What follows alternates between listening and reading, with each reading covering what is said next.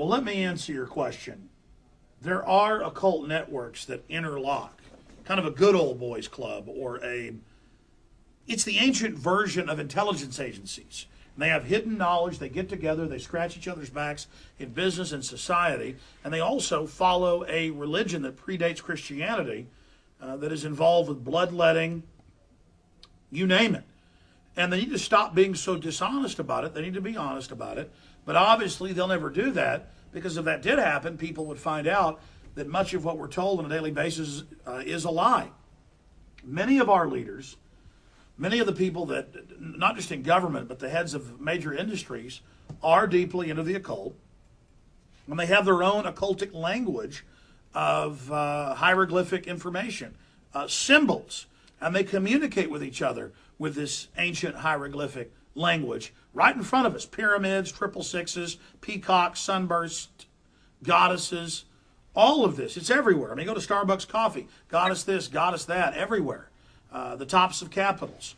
This is how they communicate with each other, that they're part of the club. Just like a gang member might spray paint their gang member tag on some subway wall, the New World Order that runs our society builds our capitals and builds our Washington monuments openly in worship of their dark gods.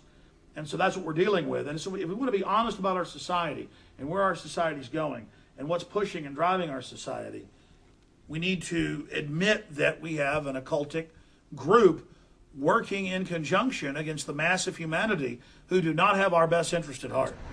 Again, we have national Russian television here with us. They want to be shown Masonic temples. They are making a documentary about Bohemian Grove and Skull and Bones. We're using some of my footage. And so we're giving her a little bit of a tour around Austin. We're standing on Congress Avenue, the big boulevard that goes down to the Texas State Capitol, here in the capital city of Austin, Texas. The Capitol building itself is a Masonic temple. The structure goes back to Rome and Greece. And the Capitol is to the female deity, so it's a female breast. And on top of it, you will see a goddess that crowns the Capitol itself.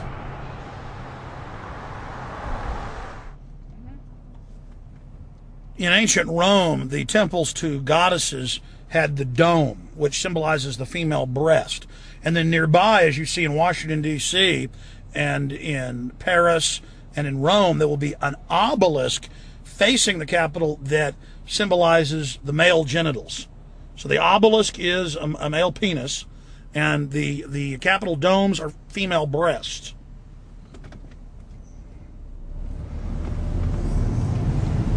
That's funny. That's what it is.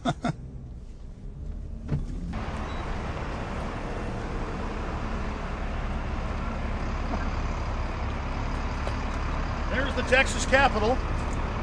I'm going to give you guys a little bit of a tour, I guess, around the grounds. So you want to explain me about the conspiracy and secret society? Yeah, where's a good spot for you? What's the best spot for me? So are we going to just be here around, or are we going to somewhere else? There's a police memorial in the back, too. That's Masonic. Masonic. Yeah. Okay, well, we'll choose what's the... Beautiful day, isn't it? Yeah. It's really no secret to history buffs that the modern architecture in the Western world is modeled after Greek and Roman. And obviously, any of their big government buildings or public buildings were dedicated to different gods. And of course, it was the same gods, just different names between Greek and Roman. And this building is a temple to Diana, and the dome symbolizes a woman's breast, and on top of it, you even have the guardian goddess guarding the state of Texas and holding the lone star, which is also a Masonic symbol, in her hand. Texas was founded predominantly by Masons. Most of the people that died at the Alamo were Masons. A lot of my ancestors were Masons, and they weren't bad people. Most Masons don't see the big picture. They're lower level. The whole Masonic system goes back to secret schools of mathematics and construction and architecture. So their religion is expressed through their architecture because their religion was born out of architecture and using a secret religious society to keep those mathematical systems secret, going back to Egypt, King Solomon's Temple, going right through ancient Greece and Rome into Western Europe today. And even in Asia, there were secret societies surrounding mathematics. The first mathematicians, really began their calculations by trying to measure the stars because they believed it had religious import. So really, it goes back to the roots of human development. So I'm not saying all Masons are bad, but these secret societies then allow elites to control large groups of people through compartmentalized structures. Well, it's just for thousands of years, every major construction in the Western world has been built along Masonic lines. The temples to different goddesses, generally Diana is the most popular. There's also Eulogia, Skull and Bones worships her. There's a whole bunch of them. But these temples are based on temples in Rome and Greece that are to feminine deities, to the feminine side, and the dome represents the breast. When you see pyramids or you see obelisks with a pyramid top, that is dedicated to the male.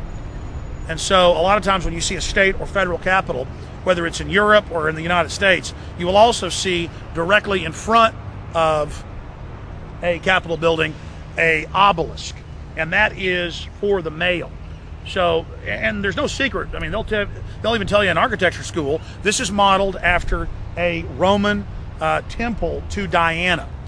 Okay, and obelisks are modeled for the male god, generally Zeus or Saturn or Mercury.